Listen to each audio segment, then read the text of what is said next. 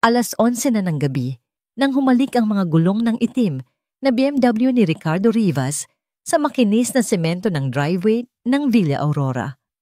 Automatikong bumukas ang matatayog na bakal na tarangkahan, isang tahimik na pagbati sa pag-uwi ng amo ng mansyon. Ngunit sa pagpatay niya ng makina, isang di pangkaraniwang bagay ang sumalubong sa kanya, isang bagay na mas nakakabahala kaysa sa anumang sigaw o ingay. Katahimikan. Isang katahimikang makapal at mabigat, parang isang kumot na bumalot sa buong kabahayan.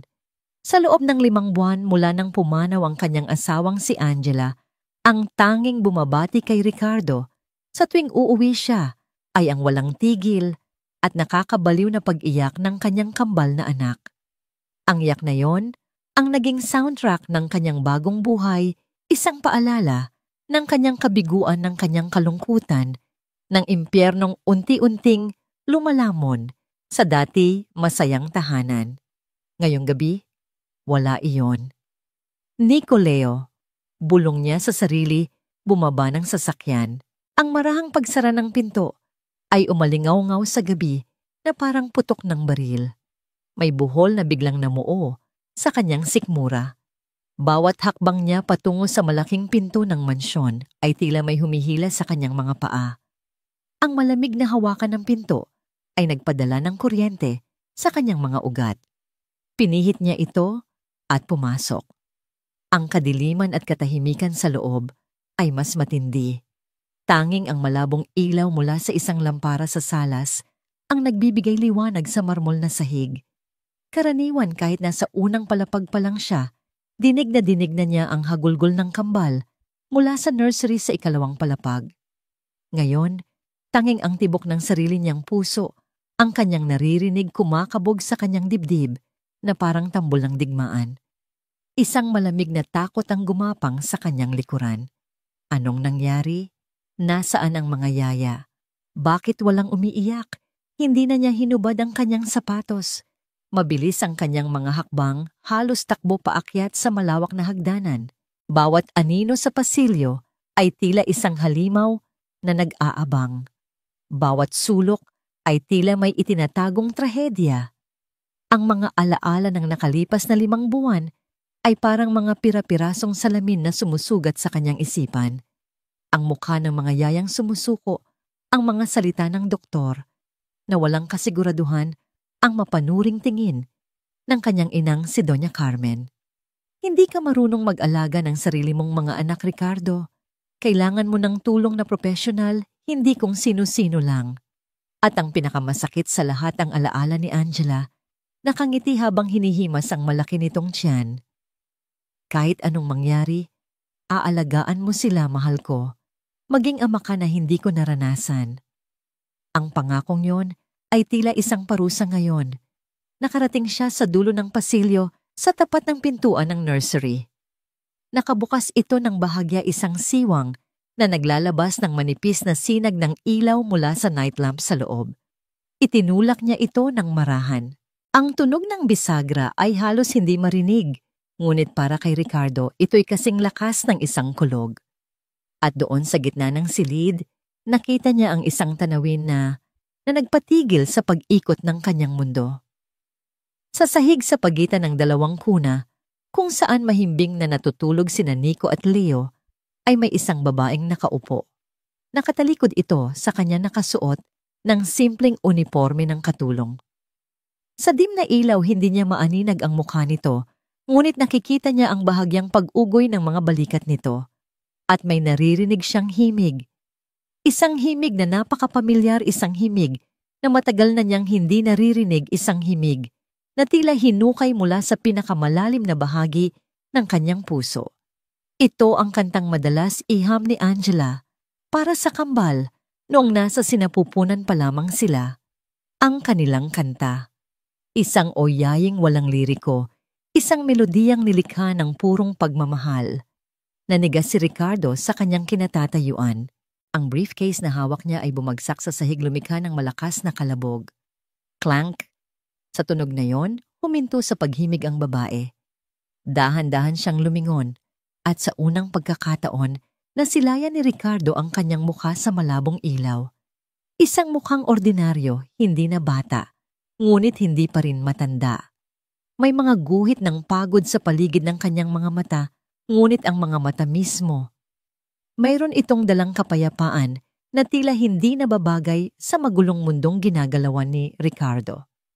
Ito si Liza Morales, ang bagong katulong na kinuha ng kanyang ina.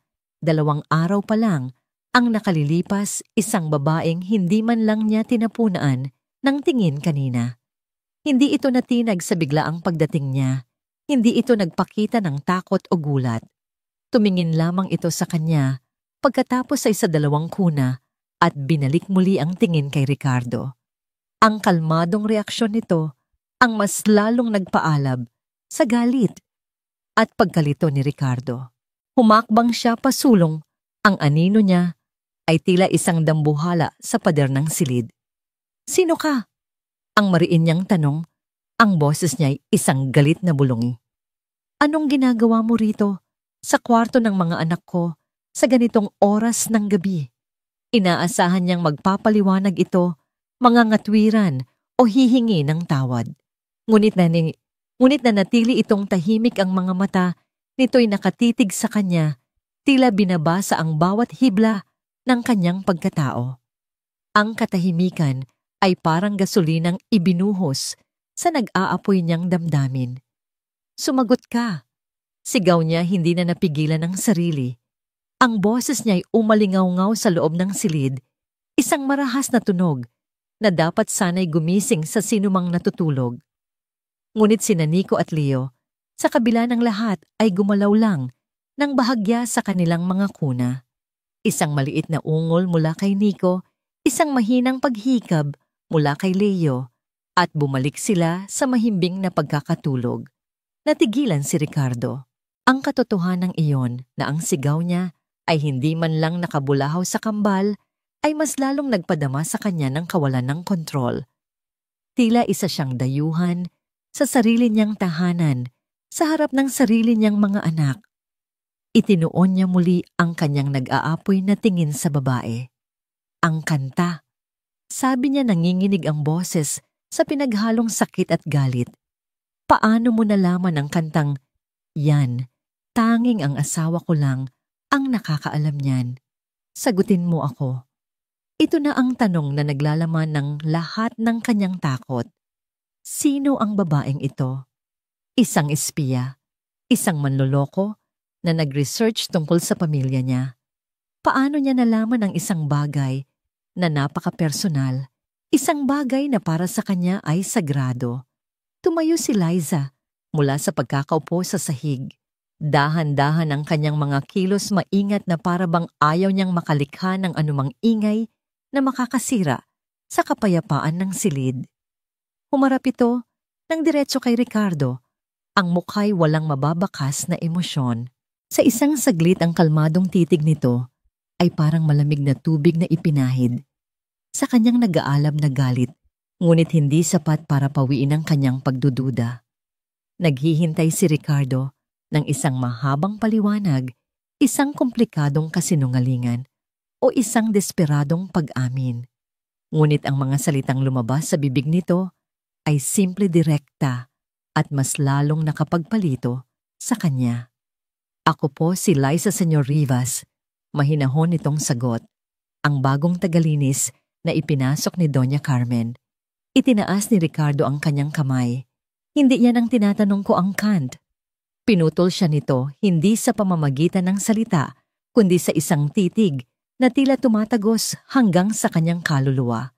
At sa wakas, nagsalita itong muli, ang boses ay kasing payapa ng gabi sa labas. "Hindi ko po sinasadyang marinig ninyo," sabi nito. "Nandito lang po ako para maglinis, senyor." At sa mga salitang yon, tinalikuran na siya nito at nagsimulang ayusin ang mga laruang nakakalat sa sahig, na para bang tapos na ang usapan. Na para bang ang pinakamahalagang tanong ni Ricardo ay hindi man lang karapat-dapat sagutin. Naiwan si Ricardo na nakatayo sa may pintuan, nakatanga, ang isip ay gulong-gulo. Isang katulong na nagdadala ng katahimikan sa kanyang impyerno, isang estrangherong kumakanta ng oyayi ng kanyang yumaong asawa at isang babaeng tumugon sa kanyang galit na sigaw sa pamamagitan ng isang nakabibinging kapayapaan. Ang katahimikan sa Villa Aurora ay hindi na pala nakakabahala. Ito ay isang misteryo. At ang misteryong iyon ay may pangalan Liza. Kinabukasan ng payapang misteryo ng nagdaang gabi ay binasag ng matinis na tunog ng sapatos na tumatama sa sahig na marmol. 9:09 pa lang ng umaga, ngunit ang pagdating ni Dr. Patricia Gomez ay may dalang bigat at autoridad na tila pagmamay-ari niya ang buong mansyon. Nakita siya ni Ricardo mula sa itaas ng hagdanan. Si Patricia sa kanyang puting-puting pantsuit at itim na stiletto ay parang isang estatwang gawa sa yelo, perpekto malamig at matigas. Ang kanyang buhok ay laging nakaayos sa isang masinop na bun, walang kahit isang hibla na wala sa lugar. Siya ang matalik na kaibigan ni Angela, mula kolehiyo ang ninang ng kambal sa binyag na hindi na nasaksihan ng ina at ang self-proclaimed tagapag-alaga ng kapakanan ng mga bata. Ricardo mahal. Bati niya ang nangiti ay perpektong nakaguhit sa kanyang mapulang labi, ngunit hindi kailanman umaabot sa kanyang mga mata. Kamusta ang mga anghel natin? Ang paggamit niya ng salitang natin ay palaging nagdudulot ng kakaibang kirot sa dibdib ni Ricardo. Bumaba siya ng hagdan upang salubungin ito. Maayos naman sila, Patricia. Natulog sila ng mahimbing kagabi. Isang perpektong kilay ang tumaas sa mukha ni Patricia.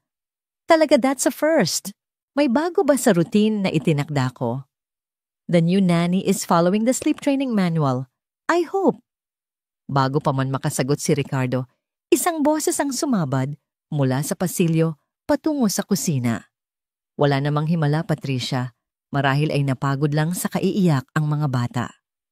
Si Doña Carmen, ang ina ni Ricardo, ay lumitaw may hawak na tasa ng tsa.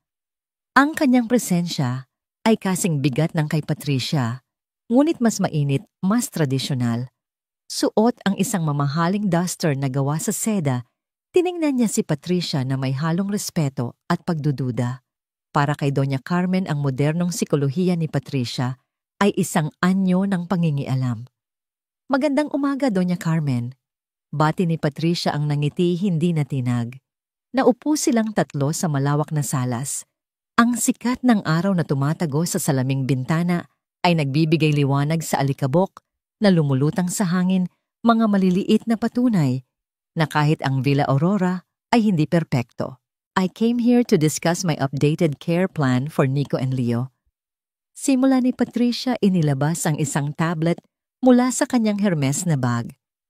Based on my last observation, the twins are exhibiting severe separation anxiety compounded by a lack of consistent emotional anchor.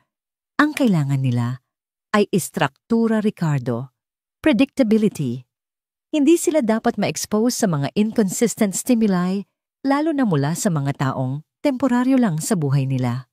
Ang mga mata ni Patricia ay pasimpleng gumala sa paligid na para bang hinahanap ang temporaryong taong tinutukoy niya. At sa sandaling iyon, lumitaw si Liza mula sa kusina. May dalang isang tray na may lamang kape at mga biskwit.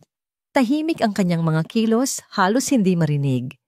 Nakayuko siyang bahagya habang inilalapag ang tasa sa harap ni Ricardo, pagkatapos ay kay Doña Carmen. Nang ilalapag na niya ang kape para kay Patricia, sinadyaman o hindi, bahagyang natabig ni Patricia ang mesang kristal. Oops!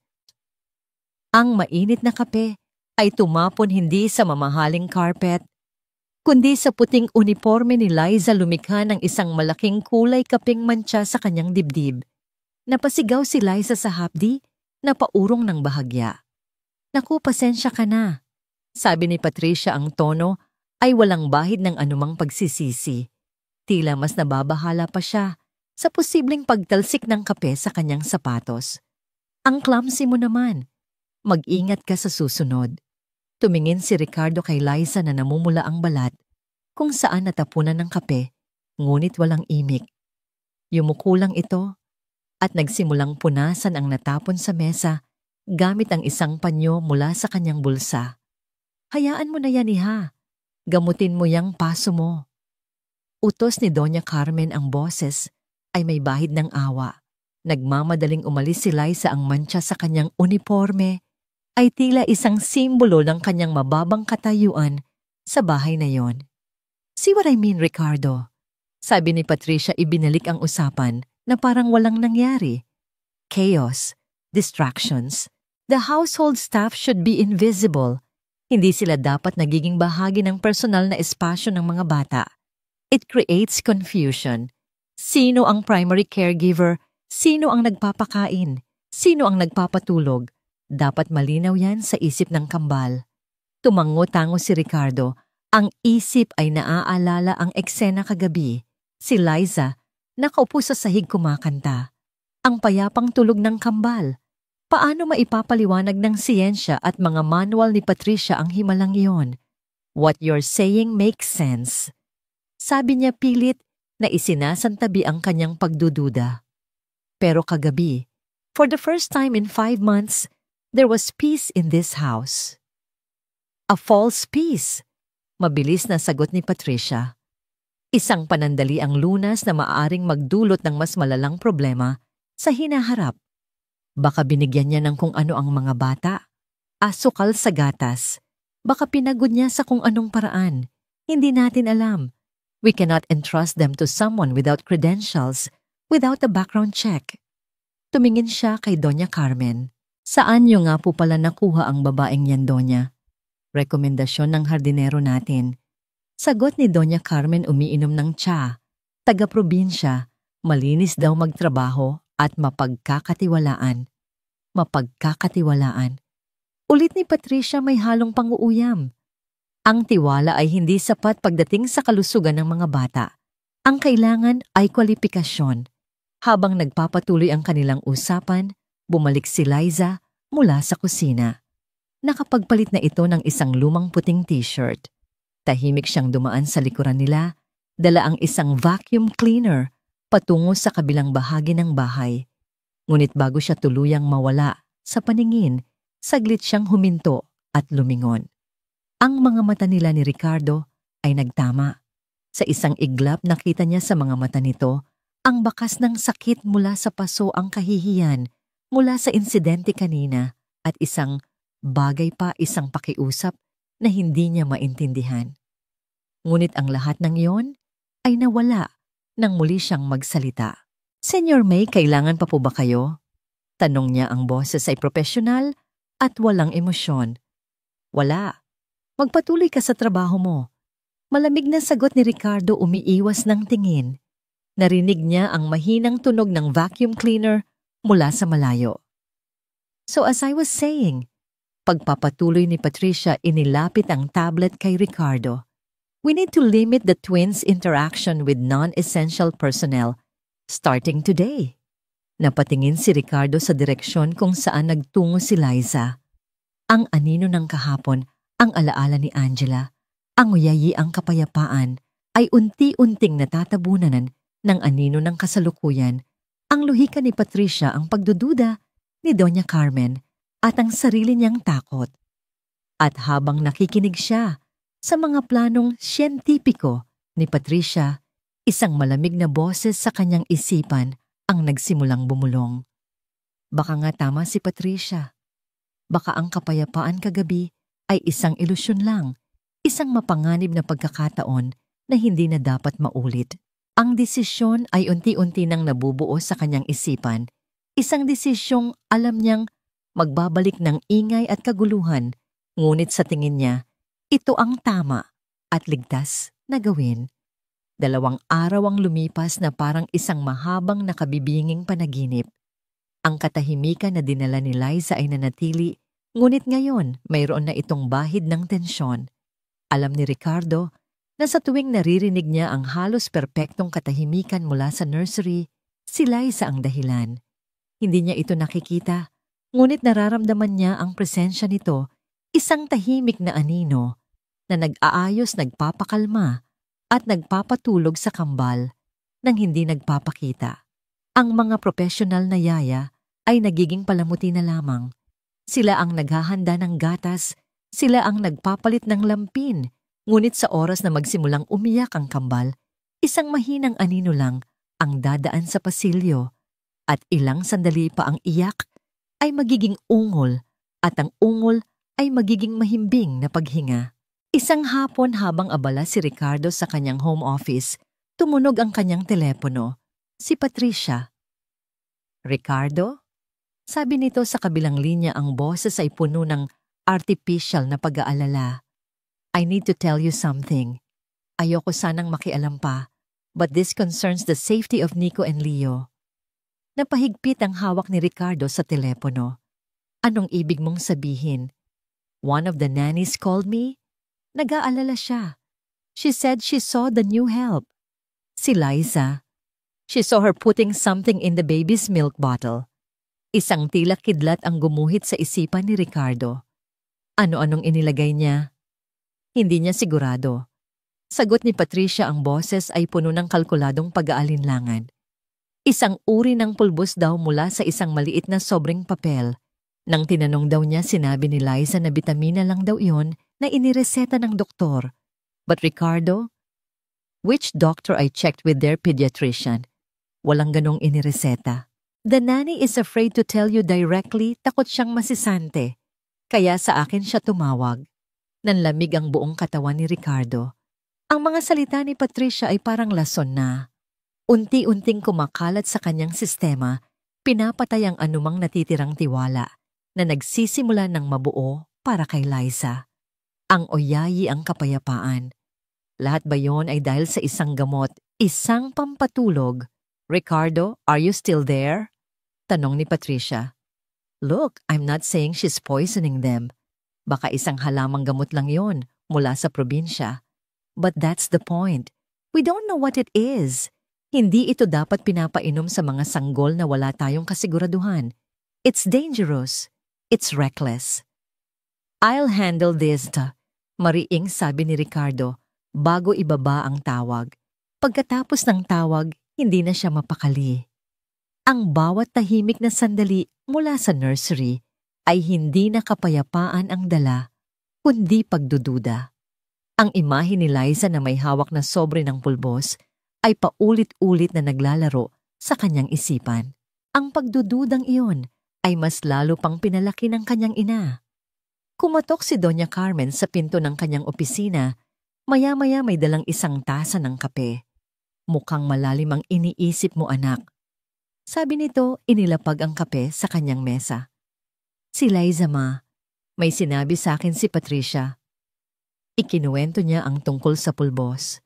Sumimangot si Doña Carmen. "Sinabi ko na sa'yo, Ricardo, hindi tayo dapat basta-basta nagtitiwala. Nagmamasid ako sa babaeng yan. Masyado siyang malapit sa mga bata. Kahapon nakita ko siyang hinahalikan sa noo si Nico. Hindi iyan trabaho ng isang katulong.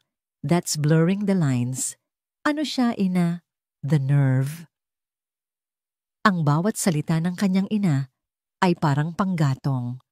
Ang takot na baka may masamang mangyari sa kanyang mga anak, ang kahihiyan na baka pinaglalaruan lang siya ng isang simpleng katulong, at ang bigat ng pagiging isang solong ama, lahat ay nagsama-sama.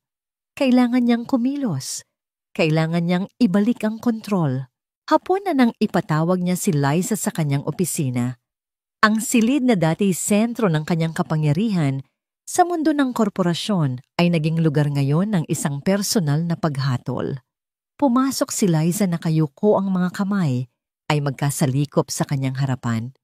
Mukha siyang pagod, ngunit ang kanyang mga mata ay nanatiling kalmado. "Pinapatawag niyo raw po ako, senyor," sabi niya. Hindi siya pinaupo ni Ricardo. Nanatili siyang nakatayo sa likod ng kanyang malaking mahogany desk, isang physical barrier sa pagitan nilang dalawa. Tinitigan niya ito nang malamig, sinusubukang hanapin ang anumang bakas ng pagkakasala sa mukha nito. Wala siyang nakita. "Liza," simula niya, ang boses ay kasing tigas ng bakal. "May mga bagong patakaran sa bahay na ito. Mga patakarang kailangan mong sundin ng walang tanong-tanong." Tumangulang si Liza, naghihintay. Mula ngayong araw, Pagpapatuloy ni Ricardo, binibigkas ang bawat salita. Nang may diin, ang trabaho mo lang dito ay ang maglinis. Maglilinis ka ng sahig, mag-aalis ng alikabok. Maglalaba, maghuhugas ng pinggan. Naiintindihan mo ba? Opo, senyor. Sagot nito, ang boses ay mahina. Hindi ka pwedeng pumasok sa nursery, maliban na lang kung inutusan kitang maglinis doon. Hindi mo pwedeng hawakan ang mga anak ko. Hindi mo sila pwedeng kargahin. Hindi mo sila pwedeng kausapin. At higit sa lahat, hindi mo sila pwedeng pakainin o painumin ng kahit na ano. Malinaw ba? Sa wakas, ang kalmadong maskara ni Liza ay nagkaroon ng lamat. Nakita ni Ricardo ang pagdaan ng sakit sa mga mata nito. Isang mabilis na kislap ng pagkalito at pagkabigo. Bahagyang bumuka ang bibig nito na tila may gustong sabihin, ngunit isinara rin itong muli. Sumagot ka. Utos ni Ricardo, ang boses ay mas tumigas pa. Malinaw ba ang utos ko? Yumuko si Liza, itinatago ang kanyang mukha. Opo, senyor. Malinaw po. Good. Makakaalis ka na. Tumalikod si Liza at naglakad palabas ng opisina. Walang salita, walang pagtutol. Ang katahimikan ng kanyang pag-alis ay mas matindi pa kaysa sa inaasahan niyang mga protesta o pag-iyak. At sa isang saglit, isang maliit na tinig sa loob ni Ricardo ang nagsabing nagkamali siya. Ngunit huli na ang lahat. Bago pa man tuluyang maisara ni Liza ang pinto, isang tunog ang bumasag sa katahimikan ng buong mansyon. Isang tunog na pamilyar, nakakabingi at puno ng sakit. Nanggagaling ito sa baby monitor na nasa mesa ni Ricardo. Ang sabay na pag-iyak ni Nico at Leo. Isang iyak na hindi na niya narinig sa loob ng halos isang linggo. Isang iyak na tila nagtatanong, naghahanap at puno ng pait. Isang iyak na parang alam nilang ang kanilang anghel na tagapag-alaga ay bigla na lang ipinagbawal na lumapit. Napatingin si Ricardo sa baby monitor pagkatapos ay sa nakasarang pinto. Ang utos ay naibigay na at ang impyerno ay opisyal nang nagbabalik. Sige, itutuloy ko mula sa puntong iyon. Isang tila kidlat ang gumuhit sa isipan ni Ricardo. Ano? Anong inilagay niya? Hindi niya sigurado. Sagot ni Patricia, ang boses ay puno ng kalkuladong pag-aalinlangan. Isang uri ng pulbos daw mula sa isang maliit na sobrang papel. Nang tinanong daw niya, sinabi ni Liza na bitamina lang daw yon na inireseta ng doktor. But Ricardo, which doctor I checked with their pediatrician, walang ganong inireseta. The nanny is afraid to tell you directly, takot siyang masisante, kaya sa akin siya tumawag. Nanlamig ang buong katawan ni Ricardo. Ang mga salita ni Patricia ay parang lason na unti-unting kumakalat sa kanyang sistema, pinapatay ang anumang natitirang tiwala na nagsisimula ng mabuo para kay Liza. Ang oyayi, ang kapayapaan. Lahat ba yon ay dahil sa isang gamot? Isang pampatulog. Ricardo, are you still there? Tanong ni Patricia. Look, I'm not saying she's poisoning them. Baka isang halamang gamot lang yon mula sa probinsya. But that's the point. We don't know what it is. Hindi ito dapat pinapainom sa mga sanggol na wala tayong kasiguraduhan. It's dangerous. It's reckless. I'll handle this, maring sabi ni Ricardo bago ibaba ang tawag. Pagkatapos ng tawag, hindi na siya mapakali. Ang bawat tahimik na sandali mula sa nursery ay hindi na kapayapaan ang dala, kundi pagdududa. Ang imahe ni Liza na may hawak na sobre ng pulbos ay paulit-ulit na naglalaro sa kanyang isipan. Ang pagdududang yon ay mas lalo pang pinalaki ng kanyang ina. Kumatok si Doña Carmen sa pinto ng kanyang opisina. Maya-maya may dalang isang tasa ng kape. Mukhang malalim ang iniisip mo, anak. Sabi nito, inilapag ang kape sa kanyang mesa. Si Liza, ma. May sinabi sa akin si Patricia. Ikinuwento niya ang tungkol sa pulbos. Sumimangot si Doña Carmen. Sinabi ko na sa'yo, Ricardo, hindi tayo dapat basta-basta nagtitiwala. Nagmamasid ako sa babaeng yan. Masyado siyang malapit sa mga bata. Kahapon nakita ko siyang hinahalikan sa noo, si Nico. Hindi iyan trabaho ng isang katulong. That's blurring the lines. Ano siya, ina, the nerve. Ang bawat salita ng kanyang ina ay parang panggatong. Ang takot na baka may masamang mangyari sa kanyang mga anak, ang kahihiyan na baka pinaglalaruan lang siya ng isang simpleng katulong, at ang bigat ng pagiging isang solong ama, lahat ay nagsama-sama. Kailangan niyang kumilos, kailangan niyang ibalik ang kontrol. Hapon na nang ipatawag niya si Liza sa kanyang opisina. Ang silid na dati sentro ng kanyang kapangyarihan sa mundo ng korporasyon ay naging lugar ngayon ng isang personal na paghatol. Pumasok si Liza, nakayuko ang mga kamay ay magkasalikop sa kanyang harapan. Mukha siyang pagod, ngunit ang kanyang mga mata ay nanatiling kalmado. "Pinapatawag niyo raw po ako, senyor," sabi niya. Hindi siya pinaupo ni Ricardo. Nanatili siyang nakatayo sa likod ng kanyang malaking mahogany desk, isang physical barrier sa pagitan nilang dalawa. Tinitigan niya ito nang malamig, sinusubukang hanapin ang anumang bakas ng pagkakasala sa mukha nito. Wala siyang nakita. "Liza." Simula niya, ang boses ay kasing tigas ng bakal. "May mga bagong patakaran sa bahay na ito, mga patakarang kailangan mong sundin nang walang tanong-tanong." Tumangulang si Liza, naghihintay. "Mula ngayong araw." Pagpapatuloy ni Ricardo, binibigkas ang bawat salita nang may diin, "Ang trabaho mo lang dito ay ang maglinis. Maglilinis ka ng sahig, mag-aalis ng alikabok, maglalaba, maghuhugas ng pinggan. Naiintindihan mo ba?" "Opo, senyor." Sagot nito, ang boses ay mahina. "Hindi ka pwedeng pumasok sa nursery, maliban na lang kung inutusan kitang maglinis doon. Hindi mo pwedeng hawakan ang mga anak ko. Hindi mo sila pwedeng kargahin. Hindi mo sila pwedeng kausapin. At higit sa lahat, hindi mo sila pwedeng pakainin o painumin ng kahit na ano. Malinaw ba?" Sa wakas, ang kalmadong maskara ni Liza ay nagkaroon ng lamat. Nakita ni Ricardo ang pagdaan ng sakit sa mga mata nito, isang mabilis na kislap ng pagkalito at pagkabigo. Bahagyang bumuka ang bibig nito, na tila may gustong sabihin, ngunit isinara rin itong muli. "Sumagot ka." Utos ni Ricardo, ang boses ay mas tumigas pa. "Malinaw ba ang utos ko?" Yumuko si Liza, itinatago ang kanyang muka. "Opo, senyor. Malinaw po." "Good. Makakaalis ka na." Tumalikod si Liza at naglakad palabas ng opisina. Walang salita, walang pagtutol. Ang katahimikan ng kanyang pag-alis ay mas matindi pa kaysa sa inaasahan niyang mga protesta o pag-iyak. At sa isang saglit, isang maliit na tinig sa loob ni Ricardo ang nagsabing nagkamali siya. Ngunit huli na ang lahat. Bago pa man tuluyang maisara ni Liza ang pinto, isang tunog ang bumasag sa katahimikan ng buong mansyon. Isang tunog na pamilyar, nakakabingi at puno ng sakit. Nanggagaling ito sa baby monitor na nasa mesa ni Ricardo. Ang sabay na pag-iyak ni Nico at Leo. Isang iyak na hindi na niya narinig sa loob ng halos isang linggo. Isang iyak na tila nagtatanong, naghahanap at puno ng pait. Isang iyak na parang alam nilang ang kanilang anghel na tagapag-alaga ay bigla na lang ipinagbawal na lumapit.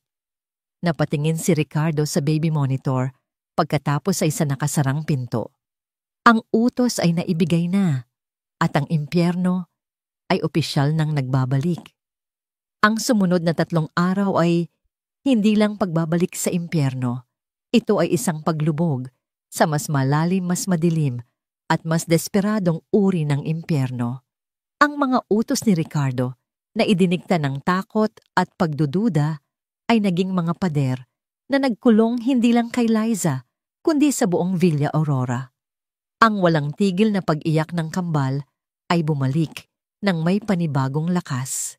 Hindi na ito simpleng pag-iyak ng sanggol na nagugutom o kailangang palitan ng lampin. Ito ay isang hagulgol na puno ng paghahanap, isang sigaw ng pagkalito na sumisira sa bawat sulok ng mansyon. Tila may isang mahalagang bagay na biglang ipinagkait sa kanila at hindi nila maintindihan kung ano. Ang dalawang professional na yaya na may mga sertipiko mula sa pinakamahusay na training centers ay walang nagawa. Sinunod nila ang lahat ng nasa manual, tamang timpla ng gatas, tamang temperatura, ng silid mga laruang pang-stimulate ng isip. Ngunit sa tuwing kakargahin nila ang kambal, mas lalo lang itong nagwawala ang maliliit nilang katawan ay naninigas tinatanggihan ang anumang pag-alo mula sa mga estrangherong kamay. Hindi ko na alam ang gagawin ko, Senyor Rivas, sabi ng isang yaya mukhang maiiyak na sa frustration. Ayaw niyang dumede, itinataboy niya ang bote. Si Ricardo na pilit na nagtatrabaho sa kanyang opisina ay parang nabibingi. Ang bawat iyak ay parang isang martilyong paulit-ulit na pumupukpok sa kanyang sentido, isang personal na akusasyon sa kanyang kabiguan bilang ama. Sinubukan niyang umakyat sa nursery kargahin si Leo, ngunit tiningnan lang siya ng sariling anak na para siyang estranghero at mas lalo pang lumakas ang pag-iyak.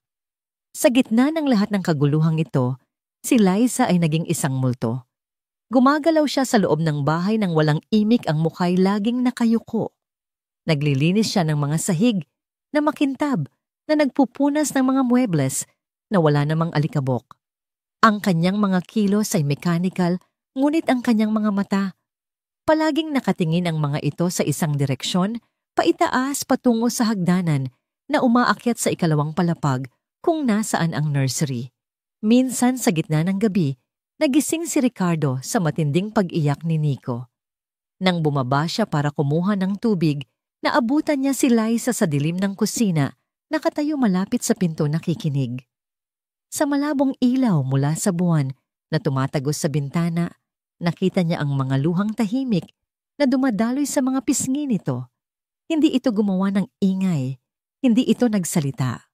Nakikinig lang ito. At sa bawat hagulgol ng bata, ang mga balikat nito ay bahagyang nanginginig. Nagtago si Ricardo sa anino pinapanood siya. Isang matinding kirot ang tumusok sa kanyang dibdib, isang pinaghalong awa at pagkakasala. Gusto niyang sabihin dito na umakyat na at patahanin ng bata, ngunit ang pride at ang mga salita ni Patricia ay pumipigil sa kanya. Kahit si Doña Carmen ay napansin ang pagbabago. Hindi na siya nagrereklamo tungkol sa sobrang pagiging malapit ni Liza.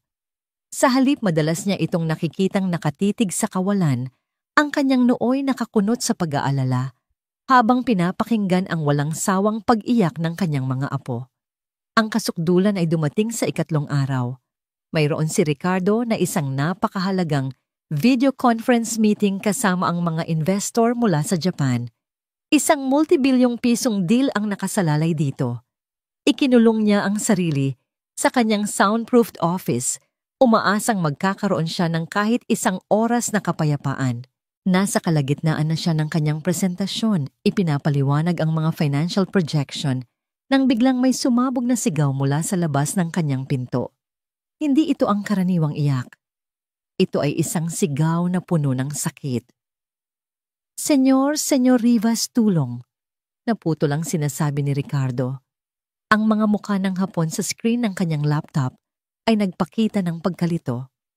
Excuse me for a moment. Sabi niya pinatay ang kanyang mikropono at mabilis na binuksan ang pinto. Ang yaya ni Leo ay nakatayo roon, namumutla habang karga-karga ang batang hindi na humihinga sa kaiiyak at nagsisimula ng mangitim. Hindi po siya mapatahan, senyor, at ang init-init niya. Binitiwan ni Ricardo ang lahat. Kinuha niya ang bata at ang init na sumalubong sa kanyang mga braso ay nakakapasong lagnat. Sa likod ng yaya nakita niya si Liza nakatayo sa paanan ng hagdan, ang mukha ay puno ng hindi maipaliwanag na takot at pag-aalala. Ang mga kamay ay nakakuyom sa magkabilang gilid. My apologies, gentlemen, sabi ni Ricardo sa kanyang laptop. I have a family emergency. We will have to reschedule. Isinara niya ang laptop nang hindi na hinihintay ang kanilang sagot. Ang deal, ang bilyon-bilyong piso, lahat ay nawalan ng halaga. Isinugod nila si Leo sa ospital. Habang nagmamaneho si Ricardo, na parang baliw si Doña Carmen ay nasa likod, yakap-yakap ang apo.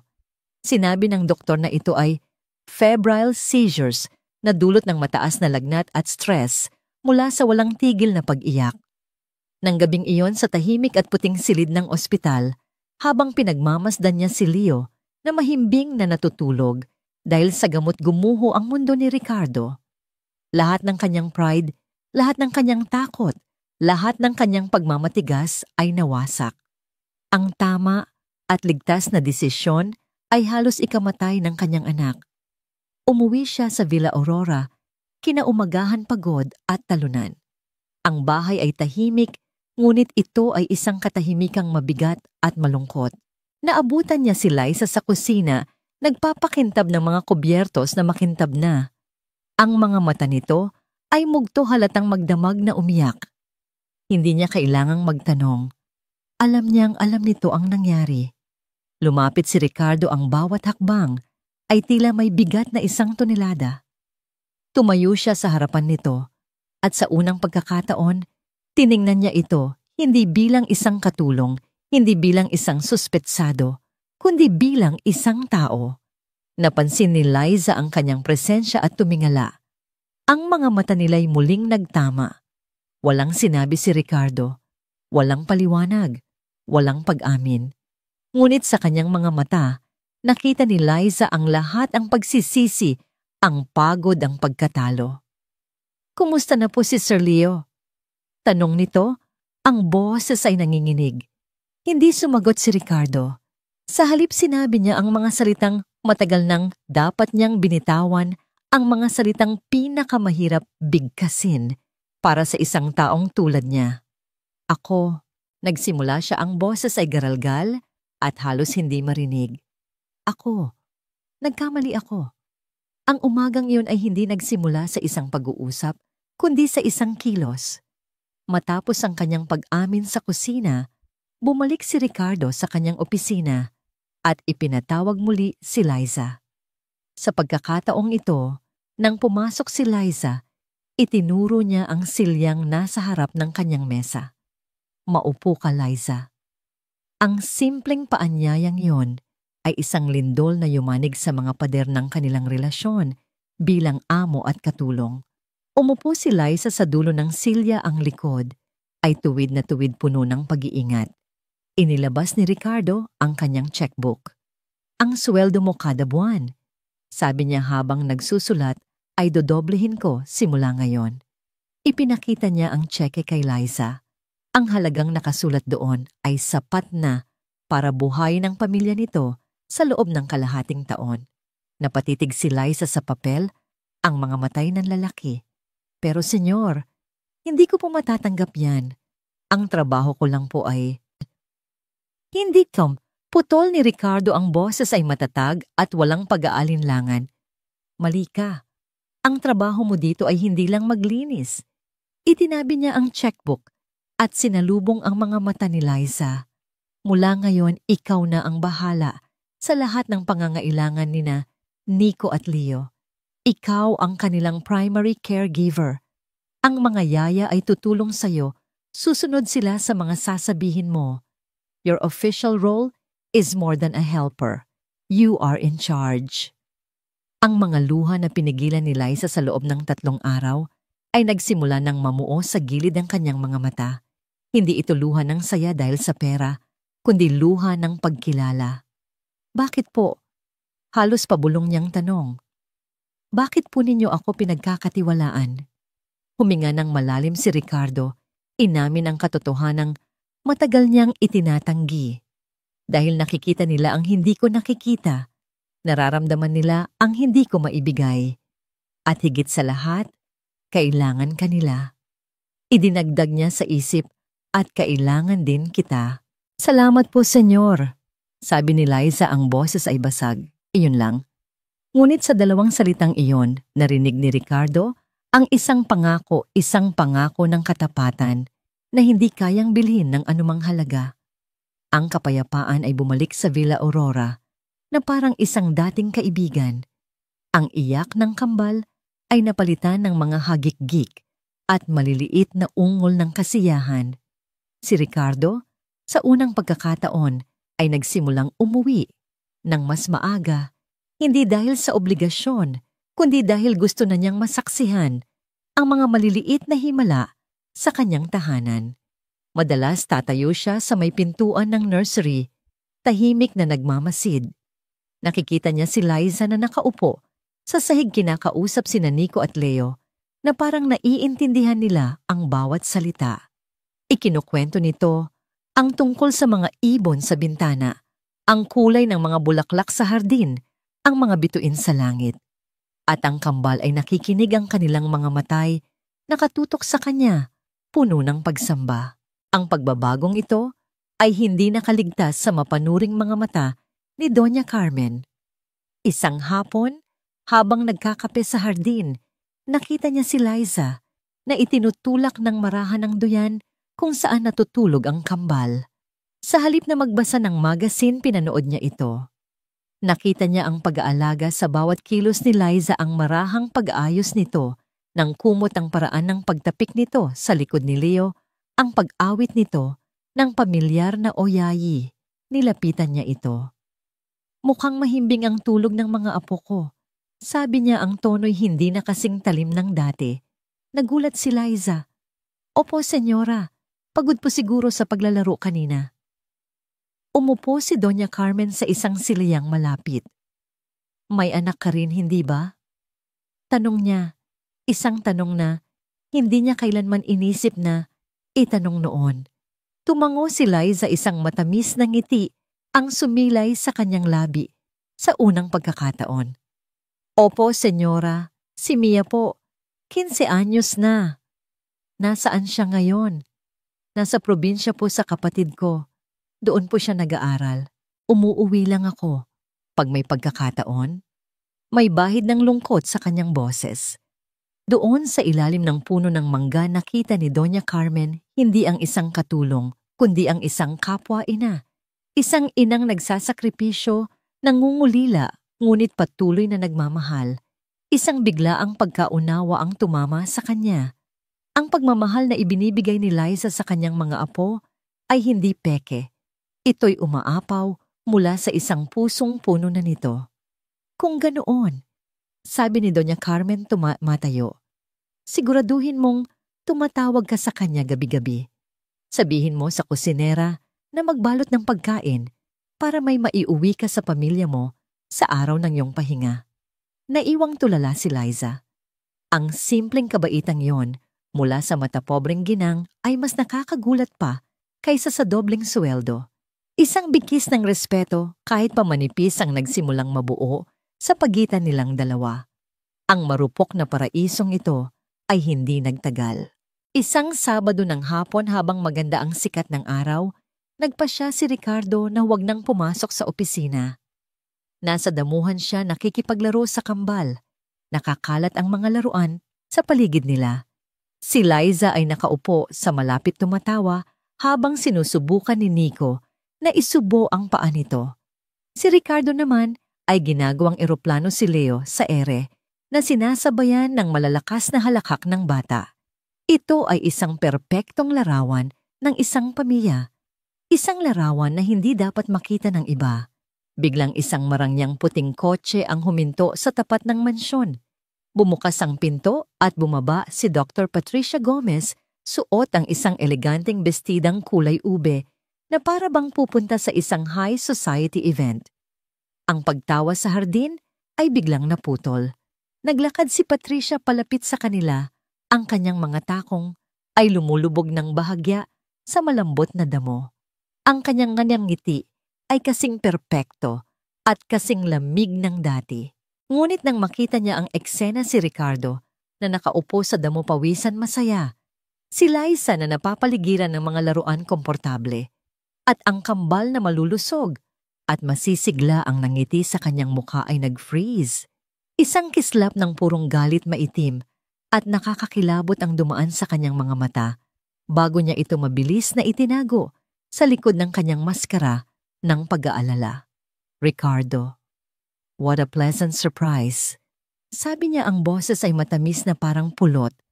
ngunit may nakatagong lason. Nakakatuwang makita kang naglalaan ng oras para sa mga bata. Tumayo si Ricardo, pinagpagan ang kanyang pantalon. Patricia, hindi ka nagsabing darating ka. Oh, I was just in the neighborhood. Palusot niya ang mga matay, hindi inaalis kay Liza na ngayon ay tahimik na niyayakap si Nico. I just wanted to check on the twins at para na ring ihatid ito. Itinaas niya ang isang mamahaling paper bag. Mga bagong educational toys recommended by child development experts from Finland. Ang simple niyang regalo ay isang atake, isang paalala na siya ang eksperto at ang lahat ng ginagawa nila ay isang laro lamang. Tiningnan ni Ricardo ang masayang eksena na winasak ni Patricia. Tiningnan niya si Liza na ngayon ay nakayuko na naman at isang pader ng pagtatanggol ang biglang nabuo sa kanyang puso. Salamat Patricia, pero sa ngayon masaya na sila sa mga laruan nila. Sabi niya ang tono'y may bahid ng pagtataboy. Hindi natinag si Patricia, ngumiti lang ito ng mas matamis. Of course. Lumapit ito kay Ricardo, bumulong na sapat lang para marinig niya. Ricardo, mahal, kailangan nating mag-usap ng pribado. Ang kanyang mga mata ay lumipat mula kay Ricardo patungo kay Liza at pabalik. At sa huli, idinugtong niya ang mga salitang magiging deklarasyon ng digmaan tungkol sa kung ano ang pinakamabuti para sa pamanan ni Angela. Ang salitang pamana ay naiwang nakabitin sa hangin na parang isang bomba naghihintay na sumabog. Tumigas ang panga ni Ricardo. Ang pagbanggit sa pangalan ni Angela ay hindi isang pag-alala. Ito'y isang sandata at si Patricia ang bihasang gumamit nito. Pumasok tayo sa loob. Sabi ni Ricardo, ang boses ay walang emosyon. Binalingan niya si Liza. Liza, pakidala na muna ang mga bata sa itaas. Oras na para sa kanilang siesta. Tumango si Liza, hindi tumitingin kahit kanino. Kinuha niya si Leo mula sa mga braso ni Ricardo at binuhat si Nico mula sa damuhan. Habang paalis siya, ang mga mata ni Patricia ay sumunod sa kanya na parang isang lawin na tinitingnan ang kanyang biktima. Sa loob ng salas, ang sikat ng araw ay hindi na nakapagbigay ng init. Tila ito'y nagpatingkad lang sa namumuong tensyon. Umupo si Patricia sa puting sofa na para bang reyna sa kanyang trono. Tumayo lang si Ricardo, sa tapat niya ang mga braso ay nakakrus sa dibdib. Isang postura ng depensa. Ricardo, I will be direct. Simula ni Patricia ang matamis na tono ay napalitan na ng isang malamig at profesional na himig. What you are doing is dangerous. Hindi mo ba nakikita? Ang nakikita ko, Patricia, sagot ni Ricardo, ay dalawang masayang bata. Isang bagay na hindi ko nakita nang sinusunod ko ang mga siyentipikong payo mo. Isang sarkastikong tawa ang kumawala kay Patricia. Masaya o nagiging dependent? Gumagawa ka ng isang attachment na hindi malusog, Ricardo. Inilalapit mo sila sa isang katulong, isang babaeng walang pinag-aralan, walang kaalaman sa child psychology. Ano ang mangyayari kapag umalis siya o kapag nag-asawa o kapag nahanap ng mas magandang trabaho? You are setting them up for another trauma, another abandonment. Hindi siya aalis. Mabilis na sabi ni Ricardo, isang kasiguraduhan na hindi niya alam kung saan nanggaling. Paano ka nakakasiguro? Hamon ni Patricia, nakatayo na rin ngayon. Binabayaran mo siya. Isang empleyado lang siya, Ricardo. Huwag kang maging sentimental. Ang mga taong tulad niya, ang katapatan nila ay nasa kung sino ang nagbibigay ng pinakamalaking sahod. Ang bawat salita ay isang direktang insulto kay Liza, isang pagyurak sa kanyang pagkatao. At sa hindi maipaliwanag na dahilan, naramdaman ni Ricardo ang bawat salita na parang isang personal na atake sa kanya. Manahimik ka, Patricia. Bakit, Kate? Dahil totoo. Alam mo si Angela, nag-aalala siya tungkol dito. Sinabi niya sa akin, paano kung hindi kayanin ni Ricardo? Paano kung mas unahin niya ang trabaho kaysa sa mga bata? I promised her, Ricardo. Nangako ako sa kanya na hindi ko hahayaang mapabayaan ang mga anak niya. Ang boses niya ay tumaas puno ng huwad na damdamin. At ang nakikita ko ngayon ay isang uri ng kapabayaan. Ipinagkakatiwala mo ang pinakamahalagang yaman ni Angela sa isang babaeng galing sa kung saang probinsya. Mas kilala niya ang mga anak ko kaysa sayo. Sigaw ni Ricardo. Ang galit ay nagsisimula ng kumulo.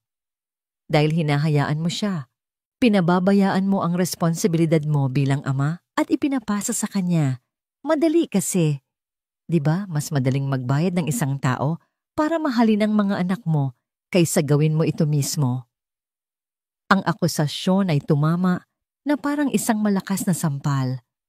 At sa gitna ng kanilang sigawan, isang ikatlong tao ang tahimik na lumitaw sa may pasukan ng salas. Si Doña Carmen. Hindi nila napansin ang pagdating niya. Nakatayo siya roon, suot ang kanyang pangbahay na bestida, ngunit ang kanyang tindig ay parang isang general na nagmamasid sa isang labanan. Ang kanyang mukha ay kalmado, ngunit ang kanyang mga mata ay nag-aapoy. Ano itong naririnig ko? Tanong niya. Ang boses ay mahinahon, ngunit may bigat na nagpatigil sa dalawa. Humarap si Patricia kay Doña Carmen, iniisip na nakahanap siya ng kakampi. Doña Carmen, salamat at nandito kayo.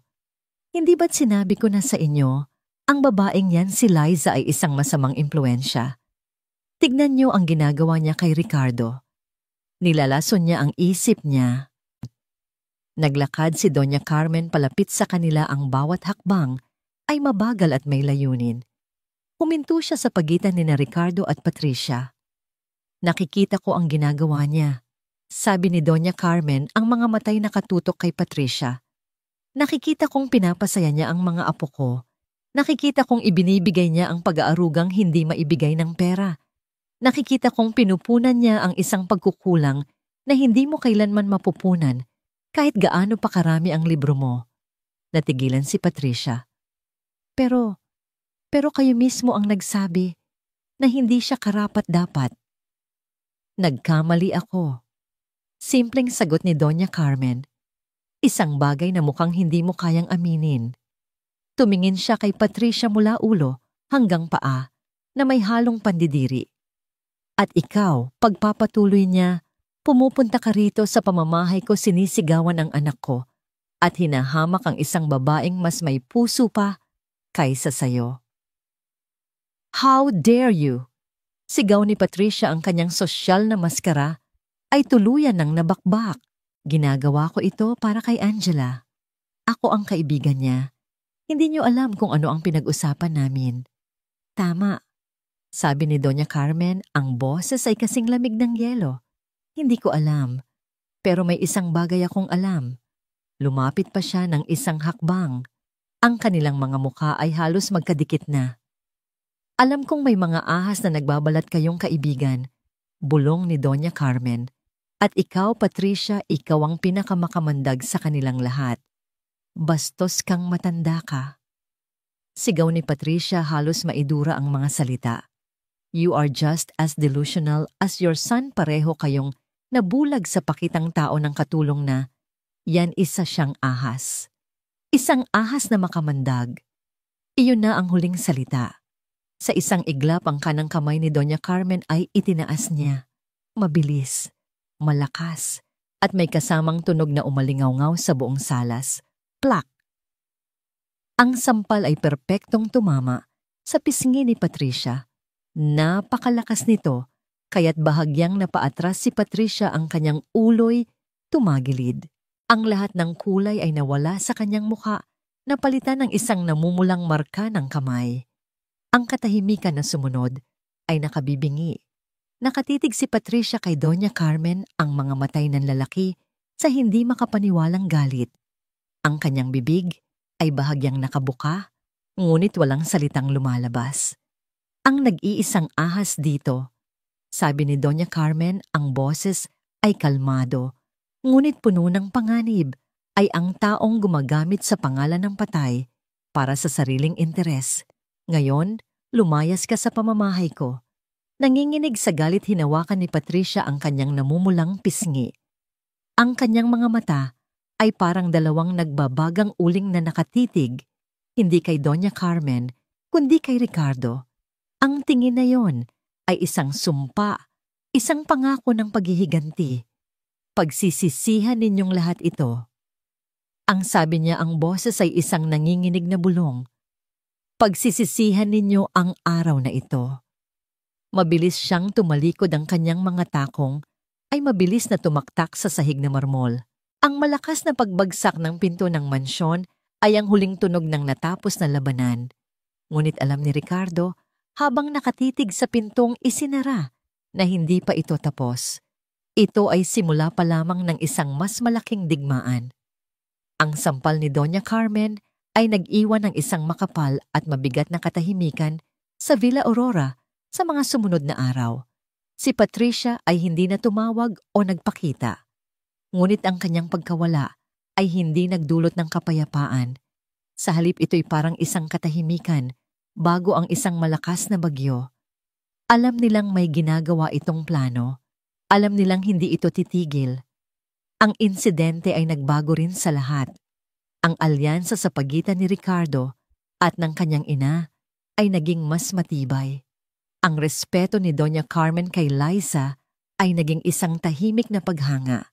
At si Ricardo sa unang pagkakataon ay nagsimulang tumingin kay Liza hindi na bilang isang solusyon sa kanyang problema, kundi bilang isang mahalagang bahagi ng kanilang pamilya. Isang linggo bago ang nakatakdang binyag ng kambal, nagpasya si Ricardo na harapin na ang isang bagay na matagal na niyang ipinagpapaliban, ang mga personal na gamit ni Angela. Nananatili pa ring nakasara ang kanilang master's bedroom, isang santuaryong hindi niya magawang galawin. Ngunit kailangan na niyang ayusin ang mga ito. Kailangan na niyang magpatuloy. Isang hapon habang natutulog ang kambal sa pangangalaga ni Liza, pumasok siya sa silid. Ang amoy ng pabango ni Angela ay naroon pa rin mahina, ngunit pamilyar. Ang lahat ay nasa ayos na, para bang babalik lang ito anumang oras. Umupo siya sa gilid ng kama at nagsimulang buksan ang mga drawer ng kanyang aparador. Mga alahas na hindi na muling isusuot. Mga damit na nananatili sa plastik. Mga litrato ng kanilang mga biyahe Paris, Tokyo, Santorini. Bawat bagay ay isang maliit na patalim na tumutusok sa kanyang puso. Sa pinakahuling drawer sa ilalim ng mga sutlang scarf, may isang bagay na kakaiba. Isang kahon na gawa sa kahoy ng nara, may simpleng ukit na bulaklak ng sampagita sa takip.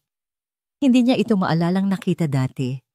Dahan-dahan niya itong binuksan. Sa loob, maayos na nakasalansan ng ilang mga bagay. Isang pares ng maliliit na sapatos na gawa sa gansilyo. Isang tuyong bulaklak. At sa ilalim ng lahat, isang maliit na digital voice recorder at isang makapal na sobreng kulay krema. Sa sobre nakasulat ang pamilyar at eleganteng sulat kamay ni Angela. Para sa aking mahal na Ricardo, buksan mo lang ito kung may masamang nangyari sa akin. Nanginginig ang mga kamay ni Ricardo habang pinupunit niya ang selyo ng sobre. Ang papel sa loob ay malambot at bahagyang naninilaw. Binasa niya ang unang linya.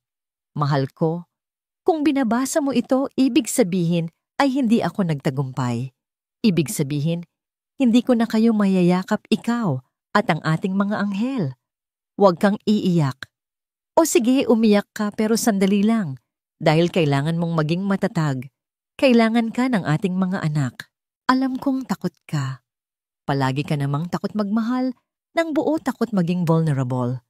Ngunit kakailanganin ng mga batang ito ang buong kaluluwa mo. Ricardo, hindi lang ang iyong proteksyon o ang iyong pera. May mga bagay akong hindi nasabi sa iyo noon. Mga bagay na itinago ko dahil ayokong dagdagan ang mga alalahanin mo. Pero ngayon, kailangan mo nang malaman ang lahat.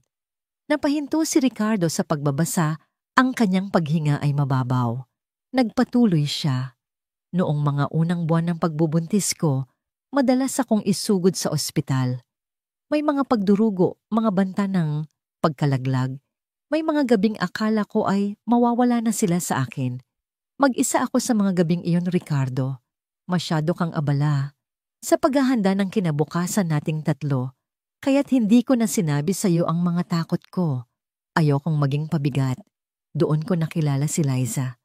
Ang pangalan ay tumalon mula sa pahina at sumampal kay Ricardo. Si Liza, nagtratrabaho siya sa Ospital Tagalinis sa night shift. Ngunit hindi lang siya ordinaryong empleyado. Mayroon siyang kakaibang kaloob, Ricardo. Isang kakayahang magpakalma ng mga pusong nababalisa. Isang gabi nakita niya akong umiiyak sa banyo. Matapos ang isang false alarm, umupo lang siya sa tabi ko. Hindi niya ako hinusgahan. Hindi niya ako binigyan ng mga payong medikal na paulit-ulit ko nang narinig. Sinamahan niya lang ako sa aking kalungkutan. Naging magkaibigan kami. Sa mga araw na mahina ako, binibisita niya ako. Dinadalhan niya ako ng salabat na siya mismo ang gumawa. Ikinukwento niya ang tungkol sa kanyang anak na si Mia para malibang ako. At nang magsimula, nang gumalaw ang kambal, sa sinapupunan ko, ipinapatong niya ang kanyang mga kamay sa tiyan ko at parang sa isang himala, kumakalma sila. Tila kinikilala nila siya kahit noon pa man. May sinabi siya sa akin na hinding-hindi ko malilimutan. Ang mga batang ito, Senyora Angela, mangangailangan sila ng pagmamahal na hindi natututunan sa libro. At tama siya. Kaya Ricardo, kung may mangyari sa akin, hanapin mo si Liza Morales.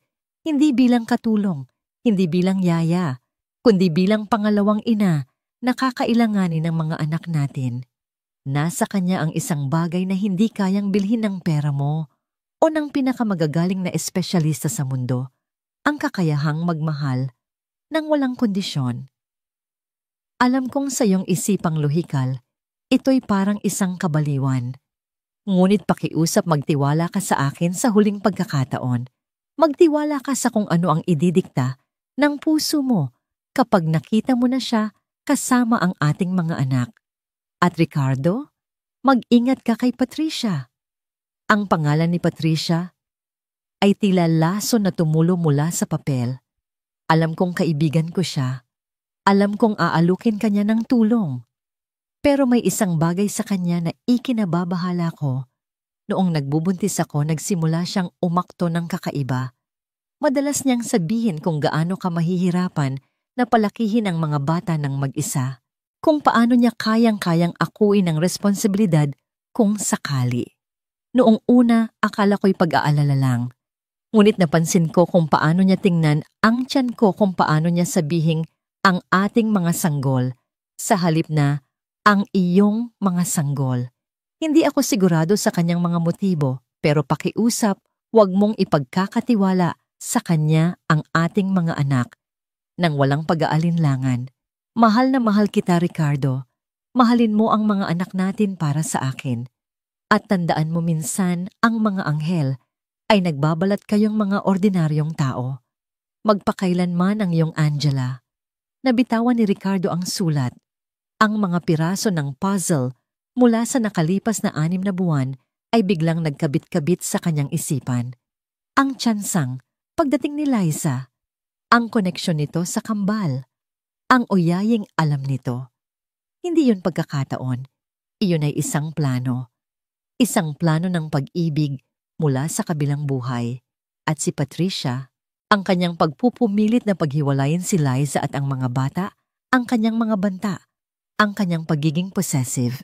Lahat ay may mas madilim na kahulugan ngayon. Nanginginig, kinuha niya ang maliit na voice recorder.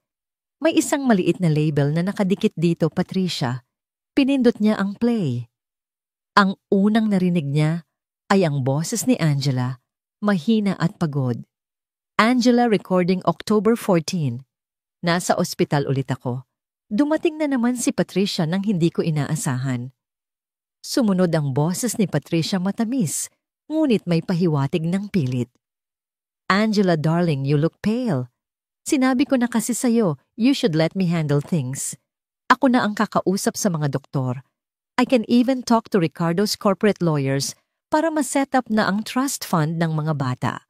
We need to be prepared. Ang boses ni Angela ay sumagot. Salamat Pat, pero kaya namin ni Ricardo. Napag-usapan na namin ang mga pangalan nila. Nico and Leo. I know putol ni Patricia. Masyadong simple. We should choose names with more meaning, legacy. Something that reflects our friendship. Our friendship, pinatay ni Ricardo ang recorder. Ang pangingilabot ay gumapang sa kanyang buong katawan. Hindi lang ito simpleng pagiging possessive. Ito ay isang obsesyon. Isang plano ni Patricia na angkinin ng kanyang mga anak kahit noong nabubuhay pa si Angela. Tumingin siya sa bintana ng silid. Mula roon tanaw niya ang hardin sa ibaba. Nakita niya si Liza nakaupo sa damuhan habang sina Nico at Leo ay gumagapang sa paligid niya. Binuhat ni Liza si Leo at hinalikan ito sa pisngi. Ngumiti ang bata, isang ngangiting puro at puno ng pagmamahal. Sa sandaling iyon, naunawaan ni Ricardo ang lahat. Si Liza ay hindi isang katulong, hindi siya isang yaya. Siya ay isang pangako. Ang huling pangako ni Angela. At sa darating na binyag alam ni Ricardo na hindi lang pagdiriwang ang magaganap. Ito ay magiging isang labanan. At sa pagkakataong ito, handa na siyang lumaban para sa pangakong yon. Ang araw ng binyag ay dumating na may dalang perpektong sikat ng araw at simoy ng hangin na may amoy ng mga puting rosas mula sa hardin ng Villa Aurora. Ang lahat ay nakaplano nang walang kakulangan, isang tahimik na seremonya sa lumang simbahan ng kanilang pamilya na susundan ng isang eleganteng pananghalian sa mansyon para sa mga piling kaibigan at kamag-anak. Para sa mga panauhin ito ay isang pagdiriwang ng bagong buhay. Para kay Ricardo ito ay isang paghahanda para sa digmaan. Sa simbahan, tumayo si Ricardo sa harap ng altar, karga si Nico, habang si Doña Carmen naman ang may karga kay Leo. Sa tabi niya sa pwestong dapat sana ay para kay Angela ay nakatayo si Liza. Hindi bilang yaya kundi bilang isang mahalagang panauhin. Pinili ni Ricardo para sa kanya ang isang simpleng bestidang kulay krema na bumagay sa kanyang mahinhing ganda. Sa unang pagkakataon, nakita siya ni Ricardo na hindi naka-uniforme at natigilan siya. May isang natural na dignidad si Liza, isang lakas na hindi nangangailangan ng mamahaling damit o alahas para lumabas. Sa seremonya, habang binubuhusan ng banal na tubig ang ulo ng kambal, ang mga mata ni Liza ay puno ng mga luha ng purong kaligayahan. Nakita ito ni Ricardo at isang init ang kumalat sa kanyang dibdib. Sa sandaling iyon, sa harap ng Diyos, sila'y mukhang isang tunay na pamilya. Ang reception sa Villa Aurora ay puno ng mga mararangyang panauhin, mga business partner ni Ricardo, mga matataas na miyembro ng lipunan na kaibigan ni Doña Carmen. Ang hangin ay puno ng tunog ng mga kubyertos na tumatama sa mga plato, mahihinang tawanan at musikang klasikal. Ang pinakamalaking usap-usapan gayunpaman ay ang papel ni Liza. Sino ang babaeng yon na laging katabi ni Doña Carmen? Bulong ng isang ginang sa kanyang kaibigan. Iyon daw ang yaya. Sagot ng isa, may diin sa salitang yaya. Pero kung makitungo si Doña parang pamilya, kakaiba. Sadyang ginawa ito ni Doña Carmen. Ipinakilala niya si Liza sa kanyang mga amiga bilang ang anghel na tagapag-alaga ng aking mga apo. Isang malinaw na mensahe ng pagtanggap at proteksyon. Si Liza na hindi sanay sa ganitong atensyon ay namumula lang at yumuyuko. Nasa kalagitnaan ng kasiyahan. Katatapos lang ni Ricardo na magbigay ng isang maikling talumpati ng pasasalamat. Hawak niya ang isang baso ng champagne na kangiti, ngunit ang kanyang mga mata ay laging nagbabantay sa tarangkahan. Hinihintay niya ang pagdating ng kaaway, at dumating nga ito. Isang itim na van na may logo ng gobyerno ang huminto sa tapat ng bukas na tarangkahan. Ang musika ay tila humina. Ang mga tawanan ay naputol. Lahat ng mata ay napunta sa mga taong bumababa mula sa sasakyan. Si Dr. Patricia Gomez suot ang isang itim na business suit na tila para sa isang burol, hindi sa isang binyag. Ang kanyang mukha ay seryoso, walang emosyon. Sa likod niya, 2 babae na may mga ID ng Department of Social Welfare and Development Disability at isang lalaking nakabarong na nagpakilalang abogado mula sa family court. Ang hangin ay biglang lumamig. Naglakad sila sa gitna ng mga bisita na parang mga sundalong sumusugod sa teritoryo ng kaaway.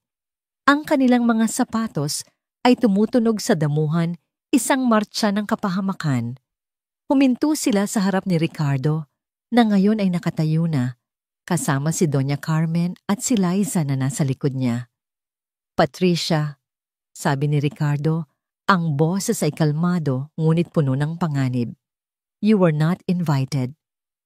Hindi ito isang social call, Ricardo. Sagot ni Patricia, ang mga matay malamig na parang yelo. Itinaas niya ang isang folder na dala-dala. Nandito kami sa isang opisyal na kapasidad.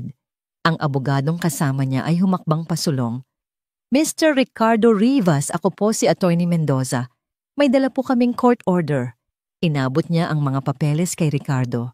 Isang order para magsagawa ng isang immediate welfare check sa mga menor de edad na sina Nicolas at Leonardo Rivas at kung kinakailangan isang temporary removal for safety assessment.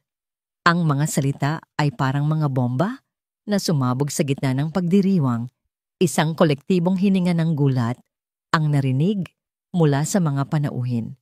Temporary removal, kukunin ang mga bata. Binuklat ni Ricardo ang mga papeles.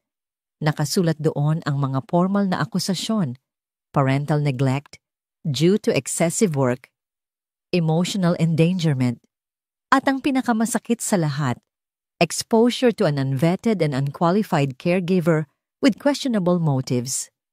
Ito ay isang kasinungalingan. Sigaw ni Doña Carmen, hindi na napigilan ng sarili. Ang lahat po ay base sa report at professional na assessment ni Dr. Patricia Gomez, paliwanag ng abogado, isang lisensyadong child psychologist at kaibigan ng yumaong ina. Humarap si Patricia sa mga bisita. Ang boses ay puno ng huwad na lungkot at pag-aalala. Mga kaibigan, patawarin ninyo ang eksenang ito. Hindi ko ito gusto. Ngunit bilang kaibigan ni Angela, may tungkulin ako na protektahan ang kanyang mga anak.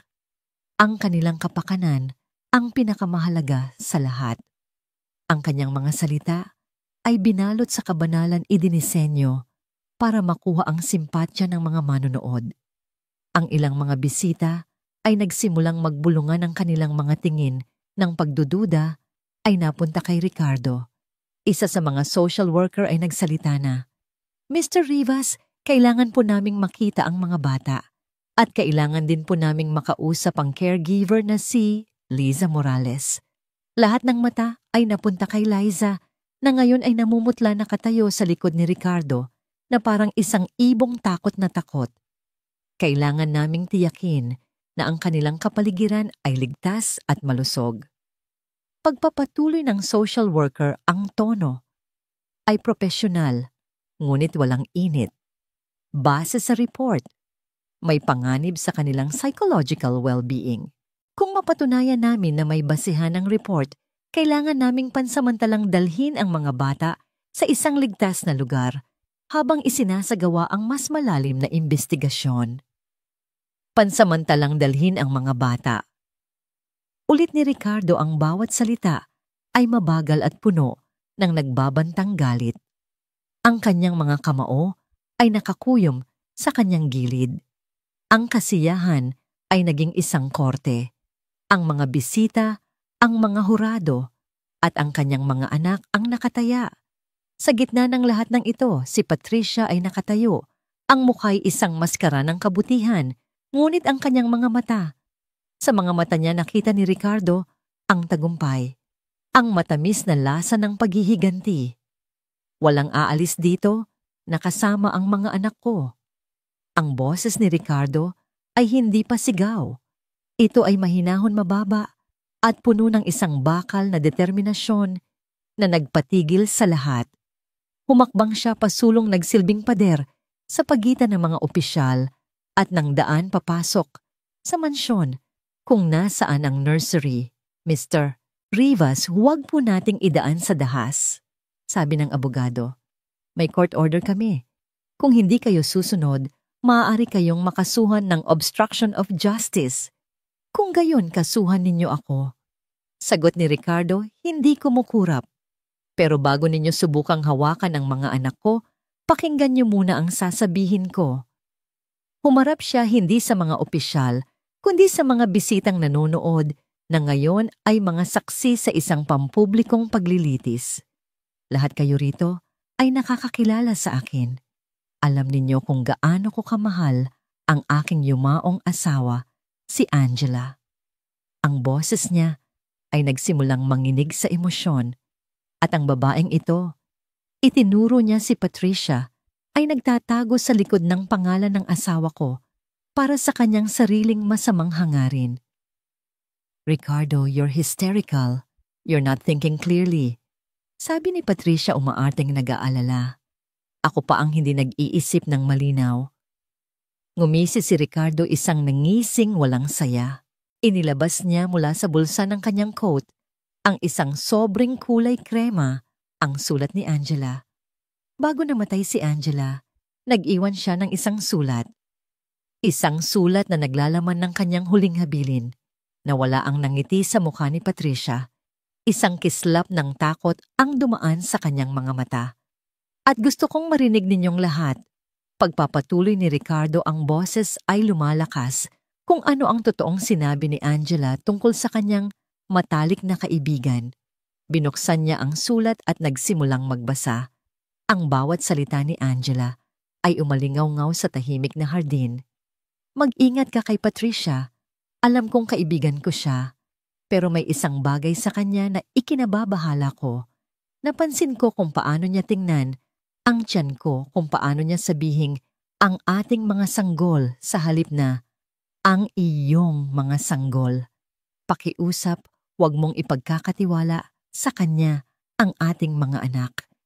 Isang kolektibong bulungan ang kumalat sa mga bisita. Ang mga tingin ng pagdududa ay lumipat mula kay Ricardo patungo kay Patricia na ngayon ay namumutla. That's a fabrication, isang kasinungalingan. Sigaw ni Patricia. Madali lang gumawa ng pekeng sulat, si Angela ay nasa ilalim ng matinding gamot. Noon, hindi na niya alam ang kanyang sinasabi. Kung gayon, baka mas maniwala kayo sa sarili niyang boses, tanong ni Ricardo. Inilabas niya ang maliit na digital voice recorder. Pinindot niya ang play. Ang boses ni Angela mahina, ngunit malinaw ay pumuno sa hangin. Dumating na naman si Patricia nang hindi ko inaasahan. We should choose names with more meaning. Legacy. Something that reflects our friendship. Ang pag-uusap ay nagpatuloy, bawat salita ay isang patunay sa lumalaking obsesyon ni Patricia. Ang mga mukha ng mga opisyal ng DSWD at ng abogado ay nagbago. Ang kanilang profesional na awtoridad ay napalitan ng pag-aalinlangan. Ito ay isang paglabag sa privacy. Sabi ni Patricia desperado na. Hindi ito katanggap-tanggap sa korte. Hindi pa ako tapos. Sabi ni Ricardo. Dahil ang pinakamalaking kasinungalingan mo, Patricia, ay ang pagpapanggap mong hindi mo kilala kung sino si Liza Morales. Sa puntong ito, si Liza na kanina patahimik sa likuran ay humakbang pasulong. Ang kanyang takot ay napalitan ng isang tahimik na katatagan. Hindi lang po ako isang katulong. Sabi ni Liza, ang boses ay malinaw at matatag, nakatingin ng diretso kay Patricia. Ako po ang kaibigan ni Senyora Angela mula sa ospital. Ako po ang kasama niya sa mga panahong natatakot siya. At ako po ang pinangakuan niya na babantayan ko ang kanyang mga anak. Sinungaling, sigaw ni Patricia. Isang hamak na katulong makikipagkaibigan sa isang Rivas, imposible. Kung gayon, paano mo maipapaliwanag ito? Tanong ni Doña Carmen na ngayon ay may hawak na isang photo album na mabilis niyang ipinakuha sa loob ng bahay. Binuklat niya ito sa isang pahina at ipinakita sa lahat. Isang litrato. Si Angela nakahiga sa kama ng ospital, payat, ngunit nakangiti. At sa tabi niya hawak ang kanyang kamay ay si Liza. Isang litratong puno ng tunay na pagkakaibigan, isang bagay na hindi kayang pekiin. Ang ebidensya ay hindi matatawaran. Ang mga kasinungalingan ni Patricia ay gumuho na parang isang kastilyong buhangin. Dito na siya nawalan ng kontrol. Ang kanyang maskara ng isang nag-aalalang profesional ay tuluyan ng nabasag inilalantad ang halimaw sa ilalim nito. Akin dapat sila. Sumabog siya, ang boses ay matinis at puno ng lason. Ang kanyang mga mata ay nanlilisik na katutok sa kambal na ngayon ay karga na ng mga yaya sa may pintuan. Nangako sa akin si Angela. Ako ang mas nakakakilala sa kanya. Ako ang mas karapat-dapat na maging ina nila kaysa sa isang walang kwentang lalaki na laging wala at isang mangmang na katulong. Ang kanyang pag-amin na isinigaw sa harap ng 12-dosenang saksi ay ang huling pako sa kanyang kabaong. Ang abogado ay dahan-dahang nagsara ng kanyang folder. Dr. Gomez, sabi niya, ang boses ay malamig at opisyal. Sa tingin ko tapos na ang aming welfare check dito. Tumingin siya sa mga kasamahan niya mula sa DSWD. Malinaw na ang report na ito ay ginawa ng may mali siya at walang basihan. Hindi may karapatan ako. Patuloy na pagwawala ni Patricia. Ngunit bago pa siya makagawa ng isa pang hakbang, 2 pulis na nakauniforme na kanina pa pala, tinawagan ng abogado ni Ricardo at tahimik na naghihintay sa labas ng tarangkahan ang pumasok sa hardin. Dr. Patricia Gomez, sabi ng isang pulis, pinapaaresto po kayo para sa mga kasong perjury, falsification of public documents at grave coercion. May karapatan po kayong manahimik. Habang pinuposa si Patricia, ang kanyang mga mata ay puno pa rin ng hindi makapaniwalang galit. Hindi pa tayo tapos, Ricardo. Akin ang mga batang yan. Akin sila. Habang inilalabas siya ng hardin ang kanyang mga sigaw, ay unti-unting humina, nilamon ng katahimikan na kanyang iniwan. Ang paglilitis ay tapos na. Naiwan ang mga bisita na tulala. Dahan-dahan isa-isa, nagsimula silang magpaalam puno ng kahihiyan at paghingi ng tawad. Nang sa wakas, ay sila na lang ang naiwan, si Ricardo, si Doña Carmen, si Liza, at ang kambal, isang katahimikan ang bumalot sa kanila. Ngunit hindi ito ang katahimikang mabigat, kundi isang katahimikang malinis na para bang isang malakas na ulan ang tumangay sa lahat ng dumi. Lumapit si Ricardo kay Liza. Ang babaeng inakusahan, hinamak, at halos nagdulot ng pagkawala ng kanyang mga anak. Tinitigan niya ito. Ang mga mata ay puno ng pasasalamat, pagsisisi, at isang emosyon na hindi pa niya pinapangalanan. Walang salitang namutawi sa kanyang bibig. Sa halip, ginawa niya ang isang bagay na hindi niya kailanman inakalang gagawin. Sa harap ng kanyang ina sa hardin ng kanyang mga ninuno, yumuko siya at marahang hinawakan ang kamay ni Liza. At sa unang pagkakataon, ang kanilang mga palad ay naglapat hindi bilang amo at katulong, kundi bilang 2 taong pinag-isa ng isang pangako at ng isang digmaang kanilang pinagwagian ng magkasama. 2 taon ang lumipas. Ang hardin ng Villa Aurora ay hindi na isang perpektong tanawin namang mga mamahaling halaman na nakaayos sa hanay. Ito ay naging isang masaya at magulong palaruan. Isang maliit na slide na kulay asul ang nakatayo sa gitna. Isang swing set na gawa sa kahoy ang nakasabit sa sanga ng malaking puno ng mangga. Ang damuhan ay may mga bakas ng maliliit na paa at mga laruang nakakalat, isang bola, mga building blocks, isang maliit na truck. Ito ay mga palatandaan ng buhay ng tawa ng isang tunay na tahanan. Hapon na, at ang ginintuang sikat ng araw ay nagbibigay ng mainit na kulay sa paligid. Nakaupo si Ricardo sa hagdan ng beranda. Hawak ang isang tasa ng kape, pinapanood ang isang eksenang dati nasa panaginip niya lang. Sina Nico at Leo ngayon ay 2.5 taong gulang na, ay naghahabulan sa damuhan ang kanilang maliliit na tawa ay umaalingaw-ngaw sa hangin. Si Nico na nagmana ng pagiging seryoso ni Ricardo ay maingat na tumatakbo. Si Leo naman na nakuha ang pagiging masayahin ni Angela ay walang pakialam kung matumba basta't matawa lang siya. At ang humahabol sa kanila ay si Liza. Wala na ang luma at kupasing uniforme. Suot niya ang isang simpleng bestidang bulaklakin na sumasayaw sa ihip ng hangin. Ang kanyang buhok ay nakapusod ng maluwag, may ilang hibla na nakawala at humahalik sa kanyang noo. Sa kanyang mukha may isang ngiti, isang ngiting payapa masaya at puno ng pagmamahal. Sa likod nila sa ilalim ng puno ng mangga ay nakaupo si Doña Carmen, ngunit hindi siya nag-iisa. Katabi niya ang isang dalagita na may mahabang itim na buhok, masigasig, na nakikinig habang itinuturo ni Doña Carmen ang sikreto sa paggawa ng kanyang sikat na leche flan gamit ang isang lumang recipe book ng pamilya. Ito si Mia, ang anak ni Liza. Tuwing Sabado't Linggo, si Mia ay nananatili na sa Villa Aurora.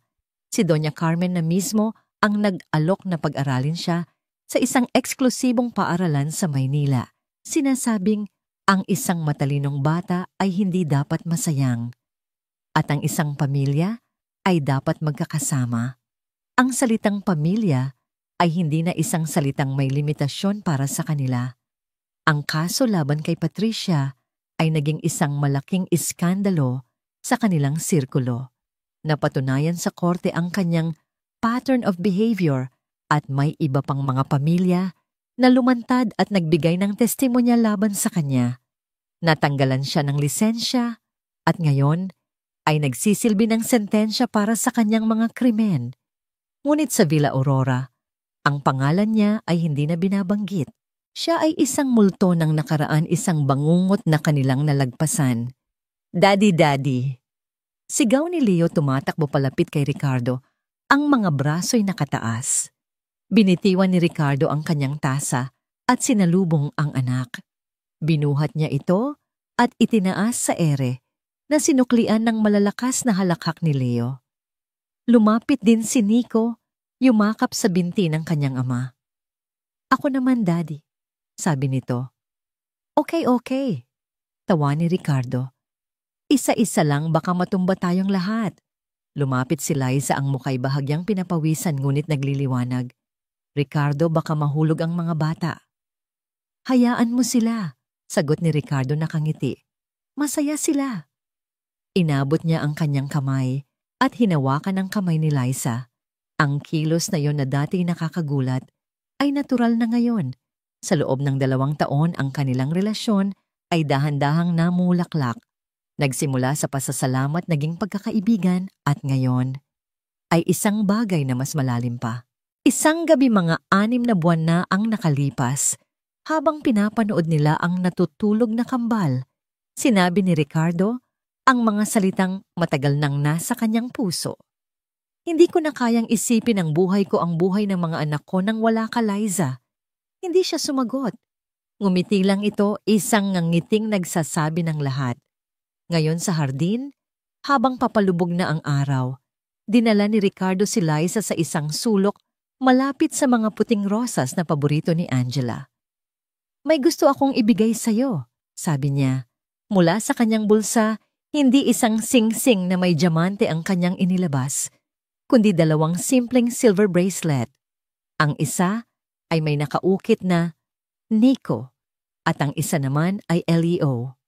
Liza, sabi niya, ang boses ay seryoso at puno ng damdamin.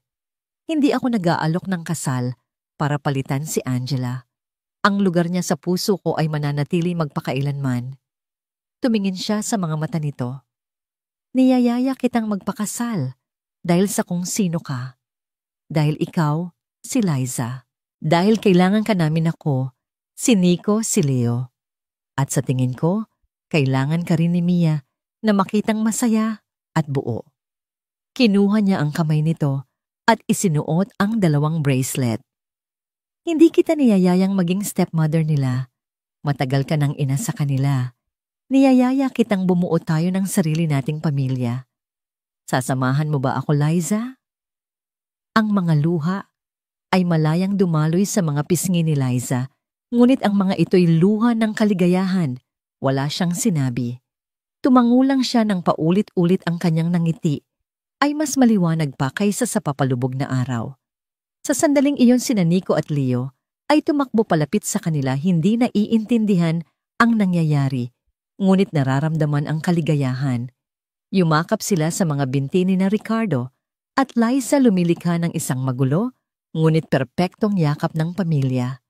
Mula sa beranda, nakangiting nanonood, sina Doña Carmen at Mia. Gabi na. Ang mga bata ay mahimbing nang natutulog.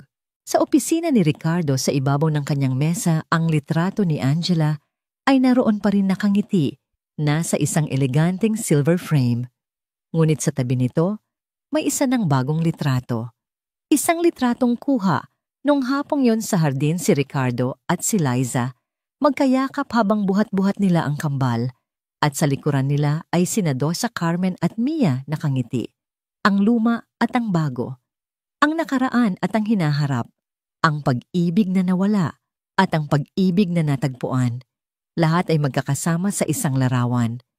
Tumingin si Ricardo sa labas ng bintana, sa hardin na naliligo sa liwanag ng buwan.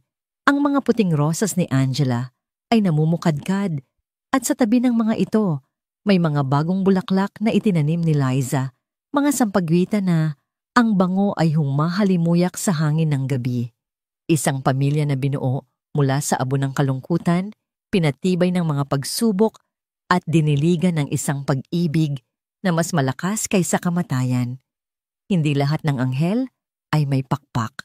Ang iba'y dumadating na may dalang basahan, at walis may isang pusong handang mahalin ang mga bagay na hindi nakikita ng iba. At minsan, ang pinakadakilang himala ay hindi ang paggaling mula sa sakit, kundi ang pagkatutong magmahal muli. Ito ay isang bagong simula.